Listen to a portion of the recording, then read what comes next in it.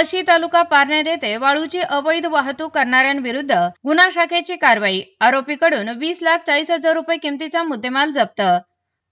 मान्य श्री मोमुका सुदर्शन पोलीस अधीक्षक अहिल्यानगर यांच्या आदेशान्वये पोलीस निरीक्षक श्री संतोष मुटकुळे यांच्या मार्गदर्शनाखाली स्थानिक गुन्हा शाखेचे पोलीस उपनिरीक्षक अनंत सालगुडे, दीपक मेढे, पोलीस अंमलदार गणेश लोंढे, गणेश लबडे, अतुल लोटके, विजय पवार, शाहिद शेख, पंकज व्यवहारे, बाळासाहेब गुंजा, योगेश कर्डिले यांचे पथक तयार करून अवैध वाळू उपसा व वाहतूक करणाऱ्या इसमांविरुद्ध कारवाई करण्याकामी रवाना केले। स्थानिक गुन्हा शाखेचे पथक पारनेर पोलीस स्टेशन हद्दीमध्ये पेट्रोलिंग करून अवैध धंद्यांची माहिती काढत असताना पथकास गुप्त बातमीदारामार्फत एक टाटा कंपनीचा हायवा नागापूरवाडीकडून पळशी गावाकडे येत असल्याची माहिती मिळाली। त्यानंतर पथकाने पळशी गावापासून काही अंतरावर पळशी ते नागपूरवाडी जाणाऱ्या रोडलगत सापळा लावून थांबले असता तेव्हा एक हायवा नागापूरवाडीकडून पळशीकडे येताना दिसले।